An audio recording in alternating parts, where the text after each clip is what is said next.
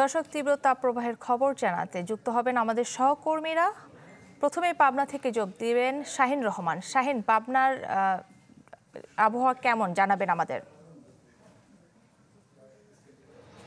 কাকলি, পাবনায় আসলে তাপমাত্রা যেটি আসলে গত কয়েকদিন ধরে আমরা দেখেছি, তাতে আজকে অন্তত কিছুটা কম তাপপ্রবাহ যেটি সেটি কম অনুভূত হচ্ছে। সকাল থেকে আমরা হালকা মেঘ এবং রোদের তাপ একটু কম।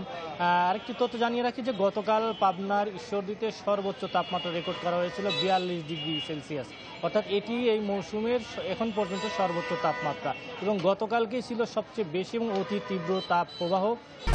1, 2, 3 ঢাকায় জমি জিতে নিন 100% ক্যাশব্যাক সহ 20 কোটি টাকার পুরস্কার, যেটির কারণে আসলে গতকাল যে অবস্থা ছিল আসলে বাইরে বের হওয়া থেকে শুরু করে সব কাজেই মানুষ কিন্তু প্রাণ ওষ্ঠাগত অবস্থা এবং তারা কিন্তু সীমাহীন একটি দুর্ভোগের মধ্যে সময় কাটিয়েছেন। এবং আজকে সকাল থেকে এখন পর্যন্ত আবহাওয়ার যে পরিবেশ আমরা দেখতে পাচ্ছি যে হালকা মেঘ রয়েছে, রোদের তাপ কিছুটা কম, আজকে তাপমাত্রা হয়তো কিছুটা কমবে। এর বাইরে আসলে পাবনায় এই তাপপ্রবাহের কারণে গত কয়েকদিন ধরেই টানা আসলে হাসপাতালগুলোতে রোগীর চাপ বেড়েছে, এর বিরূপ প্রভাব পড়েছে কৃষিক্ষেত্রে এবং পাশাপাশি রয়েছে পাবনা, জানেন যে আপনারা হুঁশিয়ারি শিল্পের একটি অন্যতম সুনাম রয়েছে, সেই হুঁশিয়ারি ব্যবসাতেও কিন্তু স্থবিরতা নেমে এসেছে।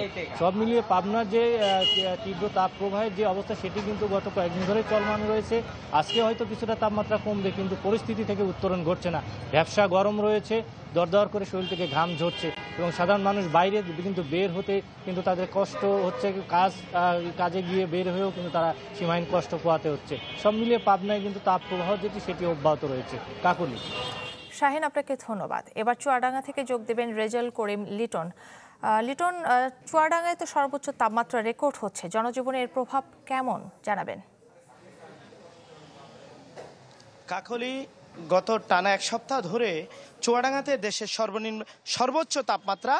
তো আজকে সকালে তাপমাত্রা 2 ডিগ্রি কমেছে, এখন দুপুর 12টায়ও 2 ডিগ্রি কমেছে, অর্থাৎ এখন দুপুর 12টায় চুয়াডাঙ্গা তাপমাত্রা রেকর্ড করা হয়েছে 38.2 ডিগ্রি সেলসিয়াস। গতকাল এই সময় ছিল 40। তো একটু সকাল থেকে আকাশটা অল্প মেঘাচ্ছন্ন ছিল, তারপরেও এখন দুপুরে কিন্তু আবার রোদের প্রখর তেজ তাপ আবার বেড়ে গেছে এবং প্রচণ্ড গরম। মানুষের স্বস্তি কিন্তু ফিরে আসেনি গরমে এবং অতি তীব্র তাপদাহে যে কষ্টটা সেটি কিন্তু রয়ে গেছে।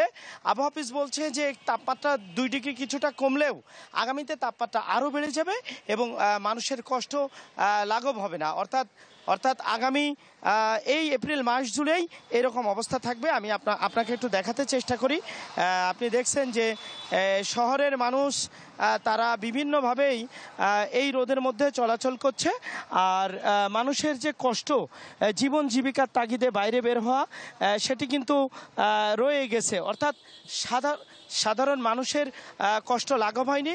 আর আবহাওয়া অফিস বলছে যে এই হিট অ্যালার্ট জারি আছে, হিট অ্যালার্টের মধ্যে ঘরের বাইরে সাধারণত দুপুর 12টার পর থেকে খুব প্রয়োজন ছাড়া বাইরে বের হতে নিষেধ করা হচ্ছে মানুষকে। কাকলি। লিটন, আপনাকে ধন্যবাদ। তীব্র তাপপ্রবাহের খবর জানাতে পাবনায় এবং চুয়াডাঙ্গা থেকে যুক্ত হয়েছিলেন আমাদের সহকর্মীরা।